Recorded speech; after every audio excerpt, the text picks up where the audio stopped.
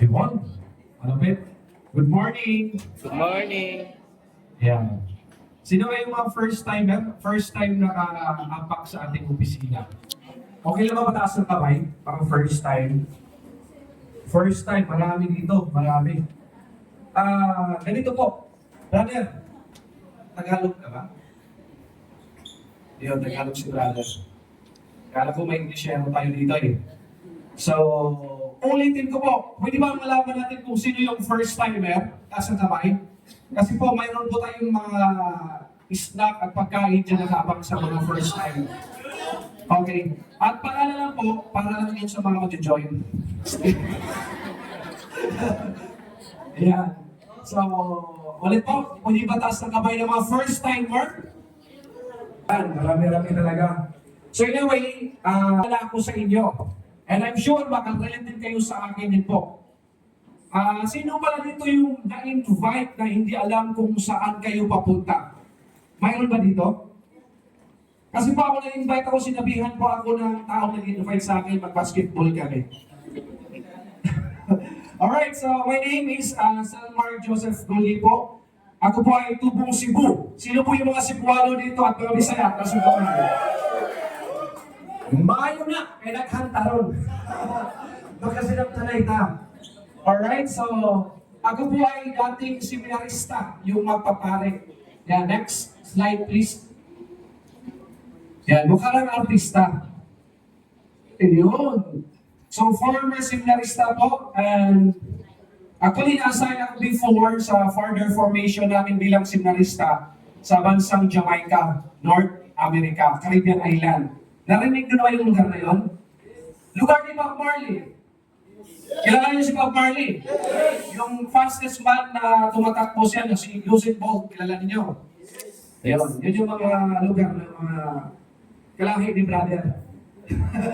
Alright, and so one of the gold exceeding prime ng ating company po, and then Mayor's Club member ng company, and Cars Achiever, and six-figure achiever dito, at Lover Qualifier ng ating kapatid. So, alala ko po, ayan, pagsimula tayo doon. Mga invita po ako dito. Yan, invita po ako ng kaibigan ko. So, ka-workmate ko, nakilala ko siya. So, hindi ko alam na ang puntahan pala namin training, orientation. Alright? So, sabi niya sa akin, basketball daw po. And then, nakita ko marami palang tao. Pero, may tiwala ako sa kanya. So, bilang tao, kahit naman akong tao, ano naman pakisama? Alam ko naman, hindi ako lalit sa kalukuhan eh. Hindi naman ako mukhang ululukod eh. Alright? So, may tiwala ako. Actually, nakamotor lang kami noon. Dinala ko sa office, nakaupo sa 7th floor. Pang-abang laro ako yan. 1, 2, 3, mga ganyan, 4. First time ka na ba ba? Yan, ganyan lang po ko. Ganyan, nakaganon din. Ganyan din yung gesture ko, ganun din. Parehas, mayaman to si brother, panakpakan natin si brother. Okay. So, nung nakita ko itong opportunity, talagang nabuhay yung pangarap ko. Di ba? Sino sa inyo dito nabuhay yung pangarap mo nakita yung opportunity? Alright? Kasi sabi ko, mayroon pala ganitong opportunity na kaya mo makuha yung pangarap mo na mabilis. Instead na magtrabaho ka ng ilang years para makuha mo yung pangarap mo. So, since ako po ay seminarista, 7 years po ako sa seminary. Dapat ako yung magpapare. Eh dahil na natokso ako sa leg, hindi na ako nagpare. Diba? Yung leg, diba? One left, one right. Diba like ang tawag doon? 1-8? Yes. Pero I like the way you think. Ibang leg yun. Ibang leg yun sa isip ninyo. Siyempre po, nakita ko na yung presentation eh. Diba? 2 tao lang nadami, yayaman ka. Sabi ko, dami kong kakilala. Diba? Yung mga umatin pala ng misa sa amin, ang dami nun. Yung kunwari panood tapos mag-pray ng rosary, brother, anong number mo? Mamaya ka na lang. Alright. So yun. Nagustuhan ko yung kumpanya. Pasalamat ako sa tao na dala sa akin dito po kahit sinabi niya bang basketball ang nauwi sa negosyo pala. Yung nag-invite sa akin, sobrang laki ng katawan. Kaya natatakot ako kung papalag ako. Yan no choice talaga. Sinabing 1 milyon. Ano 1 milyon kaya? Since ako yung seminarista po, hindi ganun kadali para sa akin kasi na-forward kami kung ano yung footsteps ni Jesus Christ, yun yung susundin namin. Diba na, susbisaya mo na eh. So, may vow kami of poverty. So, bawal sa akin mag-possess or mag-own ng sariling sasakyan, bahay. Ganun naman ang mga pare. Maliban sa mga nayusisan, kami po ay religious priest. Ibig sabihin po, magkaibasan kami sa mga humahawak po ng mga simbahan. Pag-religyoso po, para kaming bonghe. Ang visit namin every 10 years, wala kaming cellphone. Pag may mangumusta sa amin through sulat lang. Every month, pwede kami magsulat sa magulang namin. Ganun ka strict. Sabi ko, nangaya ko nga yung ganung buhay niya. Ito ba kaya? Di ba? Walang cellphone. So anyway, so, nung nakita ko sa opportunity na to, although sa simula po, nabuhay yung pangarap ko, nung ginawa ko na siya, medyo nag-against sa belief ko bilang seminarista. Pero unang binago ko po yung mindset ko. Kasi sabi ko, hindi naman masamang kumita ka ng pera eh. Yung pera, kung ginamit mo sa masama, magiging masama siya. Pero kung ginamit mo, tumulong ka sa pamilya mo, makapagtapos ng aral mga kapatid ko, magiging masama ba yun? Hindi. Siyempre, yung gamitin ko pa babae, yun, masaya mga babae. Joke lang. Kung gamitin mo sa masama, maging masama ang pera. So, isa sa pare kasi na nagpapaaral sa akin, sabi sa akin, yung tawag nito, yung buhay mo ngayon, yung Panginoon mo ngayon, demonyo na daw, pera na daw. Sabi ko, teka mother, parang iba na yung sabi mo. Pero pinatunayan ko sa kanila po na ang pera, ano yung value na ibibigay sa atin noon? Para mapasaya natin yung pamilya natin, di ba? Yes. Hindi naman po hindi natin mapasaya natin yung pamilya na hindi natin nabigyan sila kung anong gusto nila. Di ba? So, hindi naman so much sa pera. Yung kapalit ng pera na ikakaligaya po ng pamilya sa atin.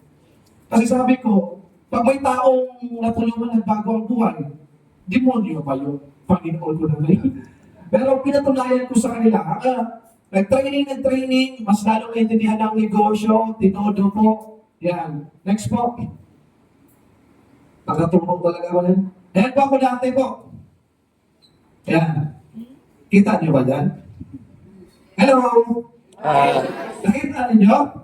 Ako yan. Actually, nung nasign ako sa Jamaica, ito sa ano to, sa London to eh. 18 years old pa lang ako, napunta na ako sa ibang bansa. So hindi naman kami diretso sa Jamaica kasi wala akong visa eh. Kaya nilikot-likot muna kami sa mga pare. Dahil kami ng London, tapos London to Jamaica. Ganun din pagbalik namin. So yan yung background ko dati.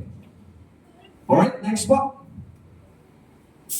And then, 2020 po, naging part po ako ng Winners Club member.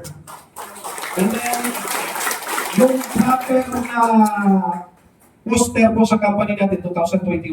Pero 2020 po, hit ko na yung first million ko. So, pa natin ulit po. And then, goal with the pride. So, hindi ganun kadali nung nag-start ako. By the way, sa mga first timer dito, alam niyo po ba na after 3 days nakita ko itong company na to, nag-join ako agad. Wala akong pera noon.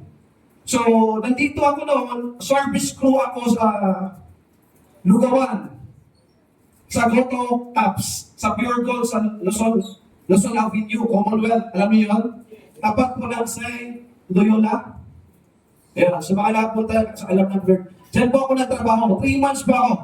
Marami rin akong trabaho dito sa Manila, patalon-talon po ako. Naging helper sa paggawa ng aircon, pagkabit ng aircon pala, mga ganon. And then, basta marami. Nag-extra din po ako dati sa ABS, sa GMA. Okay, sa nalala ko sa Wildflower, sa Kanin na Autos, at saka sa Provinciano. Andiyan ako nag-extra. So, bakit ginawa ko? Marami akong trabaho na pinapasukan. Naghahanap kasi ako ng mas bigger rate, mas malaki ang kikitain. Kaya yung trabaho ko, 1 month, 2 months lang.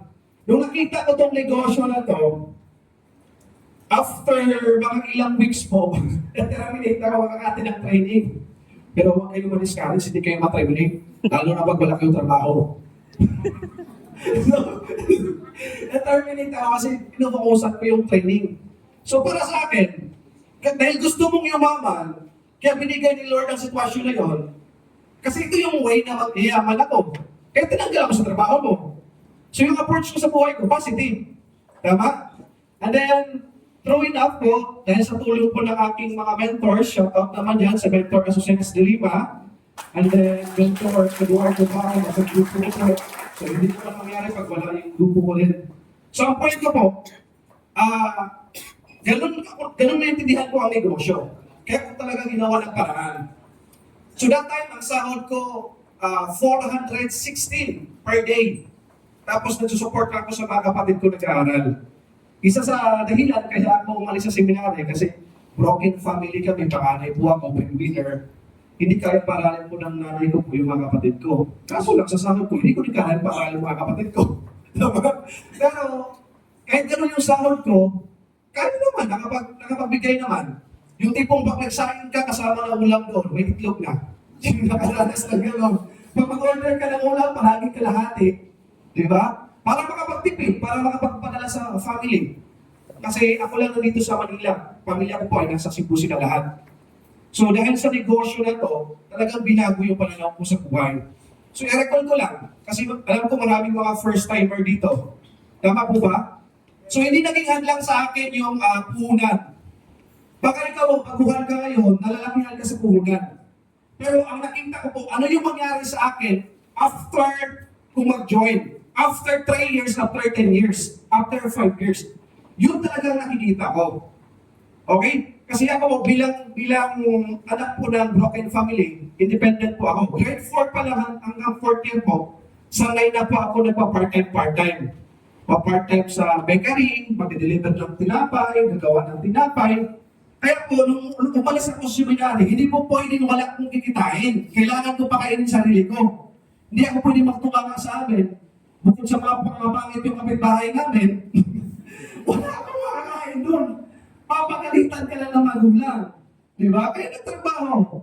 So naghanap ako ng way na matupad ko yung mga pangarap ko din. Di ba? And then true enough, naka-join na tayo after 3 days. And then after that, hinataw ang negosyo, the rest is story po, naging part ng Millions Club member ng company. Okay? And naging role is next, achievements natin yun. Palakpakan natin ulit. So October 2021, naglabas pa ko lang first car ko. Yan po ay Honda City. Yan. Nakakatawa kasi hindi ko marunong mag-drive at wala akong lisensya. So first time ko mag-drive, actually po, hindi pa ako nakakasakay sa front seat ng sasakyan. Muntik ka ba, nakasakay ako ng gano'n. Pero front seat never pa po. Pero dahil sa opportunity na to, di ba? Imagine mo kahit hindi ka marunong mag-drive at marami naman din mga may lisensya. Pero wala naman sasakyan, wala yung kutsi ba? Pero at least dito po, dito sa company na to, no choice ka talaga. Pag trinabaho mo, pag sinipagan mo talaga, darating sa time, kahit ayaw mo, ibibigay at ibibigay sa'yo. Di ba? Come to think about it, ilang years ako nagtatrabaho, ilang years mga nagtatrabaho ang tao, nakikita ko nga hindi ko naman minamalit. Mga kaklase ko, mga summa cum laude, di ba? Hanggang ngayon, crew pa rin. Nandiyan pa rin sa mall. Hindi ko naman sila minimalit. Kaso nga, pag ino-offer ng business, wala akong time. Okay lang naman pag wala kang time, pag nagbabago yung buhay mo. Wala ka na ng time, hindi na magbago ang buhay mo. Hindi pa rin mataas yung pinag-aralan mo, ako bulak-bulak ako dati. Di ba? Nagkataon na sa magandang kumpanya. Totoo po, bulak-bulak, hindi lahat ng seminarista po matalino. Yung iba po, matalinaw lang talaga kaya nakakapasa. Yung malinaw po, yung mata lang, hindi yung utak. Yun po ako. Kaya isa po ako sa naging scholar. Pero hindi naman talaga ako matalino, totoo po. So, the good thing is, nakapaglabas na ng first car natin. So, sobrang nakaka-proud kasi, sino lang naman ako? Di ba? Dating crew ng Lugawan, service crew, anak po ng tawag nito, nagbubukid, probinsyano, nangarap, nakita ng opportunity, kung gaano ako masipag sa trabaho, mas dinoble ko. Hindi po totoo yung mag-join ka dito, wala kang gagawin, yayaman ka. Subukan mo magtrabaho, wala kang gagawin, yayaman ka o makakasahod ka ba? Subukan nyo na. Magtrabaho kayo walang gagawin, tapos sasahuran kayo. Walang ganun. Diba? Subukan mo maging maganda yung shape ng katawan mo. Hindi ka nag-gym. Nag-enroll ka pero hindi mo ginagawa. Gaganda yung shape ng katawan mo? O sa pag-aasenso may ginagawa na yun. Pero ang kagandahan nito po, ang nabigyan ako ng pag-asa. Pag-isabi ka? Pag-asa. Ano ba? Pag-asa. Pagkaon daw. Nabigyan ako ng pag-asa na pwede pala matupad ang mga pangarap ko. Yan. First time ko, nung nagkaroon ako ng nasakyan, alam niyo ba, unang parking ko, good news. Kasi bakit kumuha po ako ng slot ng parking area po na sobrang sikip ng daanan. Iba yung sikip na naisip ko, bro. Basta sobrang sikip ng daanan. Hindi na nakasagi ako. Brand new din sa sagi ko. Pinabayad ako. Tapos, dinala niya sa kasa, binigyan ako ng quotation doon, 17,000 daw. So kumatok, ilang beses kumatok sa amin, sabi ko, sige po, after 2 days, then nakatulog si Apply Leo. Bago ka natin si Apply Leo. Kasi wala akong lisensya kasi no. Ang ginawa namin, pinalabas namin na siya yung nag-drive para hindi po ma-impound yung sasakyan. So, yun po. Anyway, ang nangyari doon, nakabayad. Hindi maniwala yung tao, babayaran ko, kumatok sa amin. Sabi ko, sige po, pagbayad ako, pahingi ng bank money po. So, nung pag-uwi sa amin, transfer ako ng 17,000. Diba? Sabi ko, grabe naman yun. Nakasagi ka lang, 17,000 na yung bayad mo. So, ang point ko lang, ibig sabihin, good problem.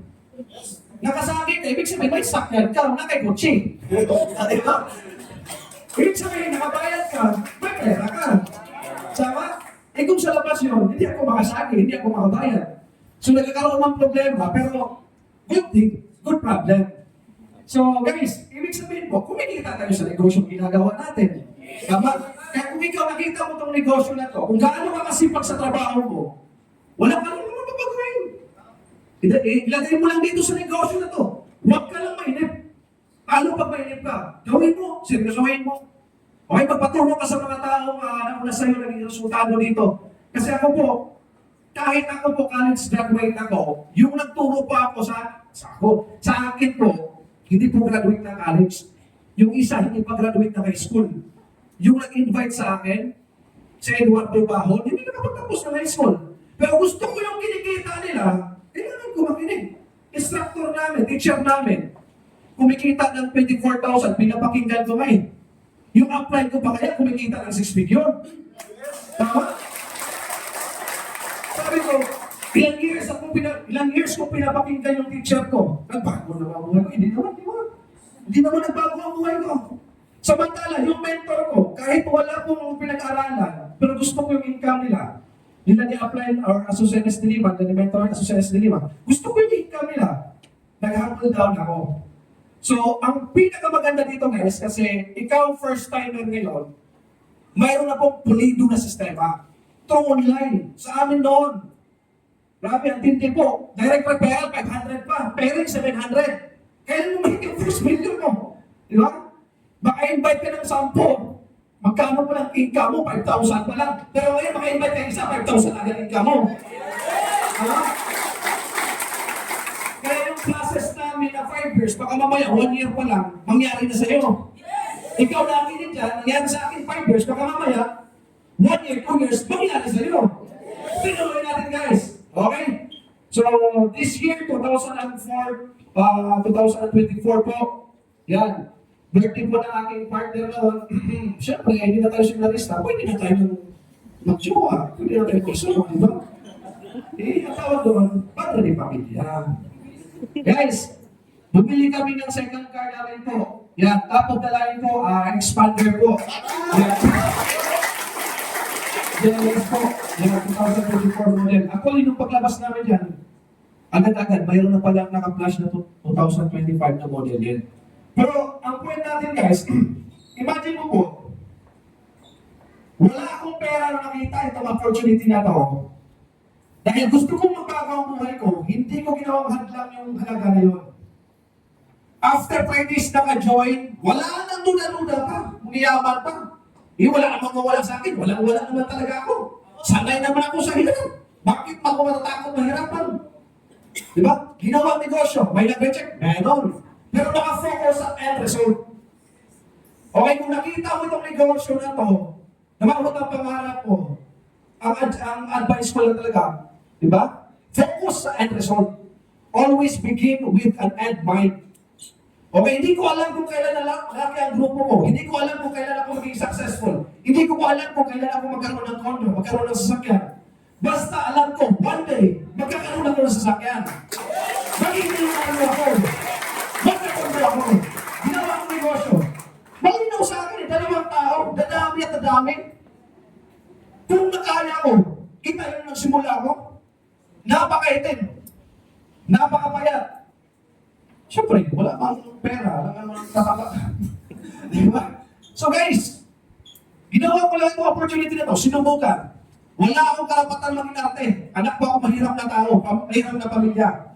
Kaya sinumbatan ko na. Pero tuloy na po, sobrang sarap po nangyari sa buhay namin talaga.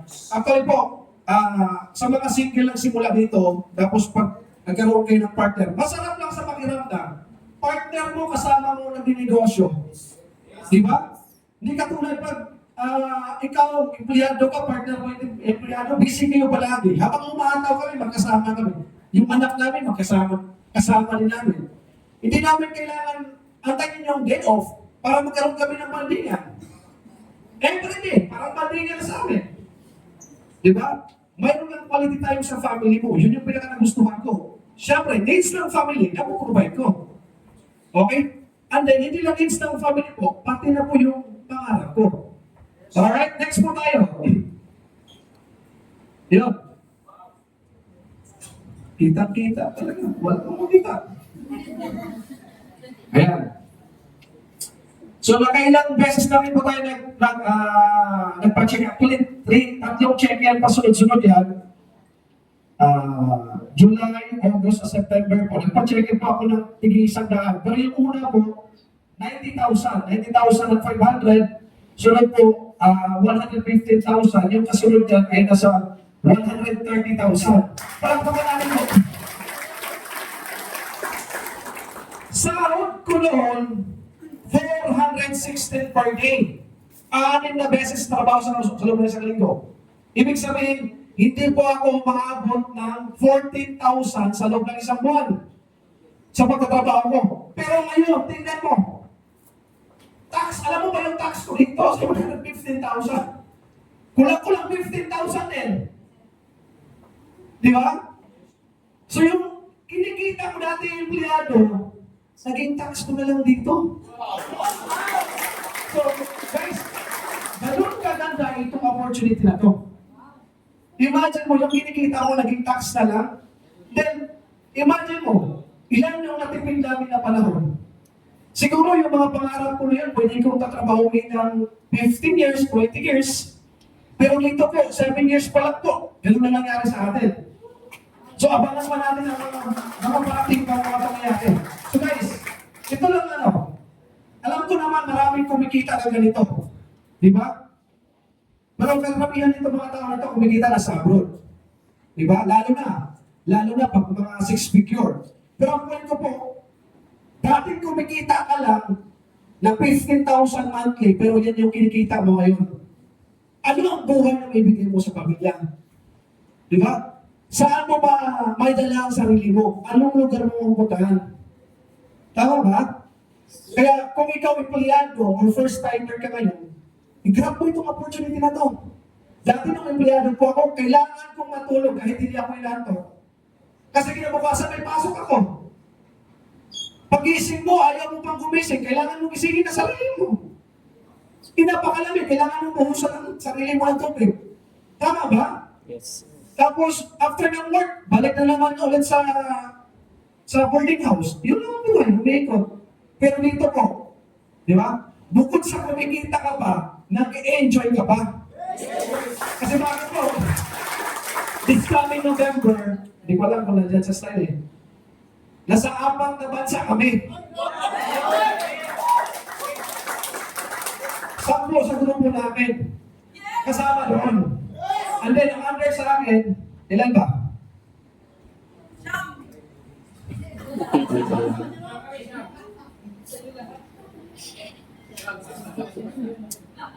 Anim ata o 5? Anim o 7? Yan. Under sa akin po, 7 kami na nasa ibang bansa. Yan, sa mga kung gusto humabol, yan, mag-join mo na kayo. Alright? So, imagine mo yung buhay na yun, pupunta ka sa ibang bansa, di ba? Kumikita ka na, nag-enjoy ka pa, nakatulong ka sa maraming tao, kung maging empleyado ako, ano yung maging buhay ko? Ganun pa rin. Di ba? Trabaho, boarding house. So, sulit yung desisyon na ginawa ko. Sulit yung desisyon na nag-join ako dito at finultan ko itong opportunity na to. Alright, next po. Ayan. So, ito yung na-awardan pala mo. Nahuli pala yung UMC pala. Naging Hall of Fame po sa grupo. And then first quarter po, na-awardan po tayo ng top 90 sa project high, top 97. Tapos, pagdating po sa second quarter po, 57 po tayo. So sa third quarter po, nakalampas na tayo sa top 1, top 0. So, pinapalakpak na palakan. Matindi kasi ang mga tao doon guys, ang lakas kumita. Kaya ngayon kumikita ka ng 6 figure, yung income mo pang dito lang. Di ba? Kasi yung mga tao doon kumikita ng 300, 400. Pero under din po ako ng multi-max. Okay? Pero dalawa yung tinatrabaho natin. So, yan po yung mga awards natin sa community natin. The next po. Sus, napasad na. Yan, lifestyle. May lifestyle tayo, ilang beses tayo nakapagyate. Unang pagyate namin po, galing sa grupo natin sa Ultimax. And then, pangalawang yate namin po, pa-promo ng apply namin. Pangatlong yate po, pa-promo namin sa downlines namin. Di ba? Nagsisimula sa kinakadi ka, nagsisimula na pinapakita ng mga plan kung ano yung ginagawa po sa negosyo. Hanggang darating ang point po, kami na po nagpapayati sa grupo namin. Alright? And then, ito yung pinakamatindi. Isa sa mga magandang experience ko. Nakapag-check-in po sa Okada. Yan. Alam niyo ba kung magkano ang rate niya? Sa isa 12 hours, I guess nasa 50. 50. Depende po. So 50,000 ang magrenta ka doon. Pero sino naman tayo naka-experience na gano'n? Makapag-check-in. 5-star hotel po. Alam niyo ba yung Okada? Sino na nakapag-check-in ng Okada? Yun, marami. So depende sa rate. Mayroong iba, mga 20 plus, 30 plus, 40 plus. Depende sa anong nakukunin mo. So, ang point natin dito guys, nakakatuwa lang. Kasi bilang empleyado no, hindi ko naman nagagawa yun. At hindi ko talaga magawa kasi ganun halagang presyo. Kasi ganun kahalaga po ang ibabayad mo. Pero dahil sa negosyo na to, marami po tayong nagagawa. Marami po tayong na-experience. Yun yung kagandahan. Ayan. Alright, next po. Yan. So yung grupo natin dyan, kahapon nagtandingan kami kahapon. So hindi ko nalagay yung ibang picture sa mga leaders ko. Actually po, ang gumawa ng slide. Thank you, Gwen. Yan, thank you sa paggawa ng slide. Yan, next po. Yan, next. Yan po yung grupo na mayroon ako ngayon. So noong panahon pandemic po, medyo pumutok yung grupo natin.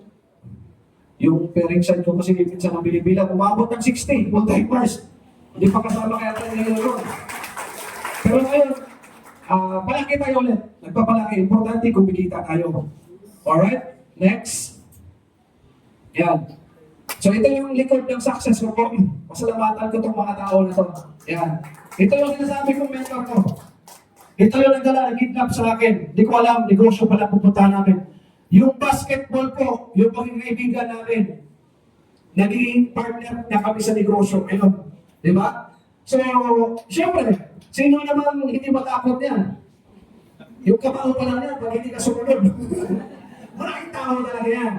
So, yan yung sponsor ko, yun po yung nag-invite sa akin dito. And then yung nag-mold talaga sa akin dito, nag-cook lagi sa akin dito, nung nag-start ako, nag-full time ako, kahit wala akong pera, tinulungan ako nila at sila po nag-mentor sa akin. Si Upline, si Mentor Asociates de Lima, palakpakan natin. At saka siyempre, si Mentor Gerald Sumalpo, palakpakan din natin po. Palakpakan din po si Upline Gerald. Yan. Nandiyan si Upline Gerald. Kasi sila po yung mga taong tumulong sa akin. Hindi ko kaya gawin full time. Dahil gusto ko siyang gawin full time at wala po akong panggalaw. Yan, tinulungan nila ako. Sila po yung nagtutulong sa akin, nag-train sa akin. Di mismo nga minsan, pamasahe papuntang office. Di ba? Tinutulungan nila ako. Pero hindi ko ginagawang, ano yun, tawag nito na naging kampante. Mas lalo kong inataw ang negosyo. Kagandahan yan, kung dati po kami nag-commute, kami po ngayon, minsan, sabay-sabay nagsasakyan po. Yun yung kagandahan yan. Alright? Kaya kung ikaw ngayon, nakita mo itong opportunity na to, naniniwala po ako po, bilang seminarista. Yan, hindi po aksidente yan. Totoo po, baka isa ka sa mga tao naghahanap ng transformation sa life mo at naghahanap ka ng breakthrough ng buhay mo. At nandito, ito na yun. Ang maganda lang, subukan mo. Kung hindi ka man marunong nito, akala mo hindi to para sa iyo, pero para sa pamilya mo. Tama mo ba? Kasi ako po, nung nakita ko itong negosyo na to, pinagdasal ko talaga. Sabi ko, Lord, bigyan mo akong opportunity. Okay? Basta legal, ethical, moral, man ako magkaganong tao, kahit ano yan. Willing ko siyang gagawin at willing ko po aralin po. Kahit ano yan. Kasi nasubukan ko na maging mahirap eh. Di ba? Kaya kagandahan yan, nakita ko opportunity na to, ginawa ng paraan. So sa lahat ng mga first timer dito, message ko sa inyo po, ang ganda ng opportunity na to. Huwag mo kantayin po na ilang success story ba marinig mo. Bago mo trabawin ang pangarap mo. Alright? May next mo ba tayo dyan? Yan, thank you so much. Thank you so much sa pagpakinig sa inyo. Hopefully, na-inspire ko yung mga baguhan dito. Ako pala si Senpai Joseph Goldie po, ang palaging nagsasabi, there is no perfect time for you to become successful. This is the perfect time for you to become successful. Thank you.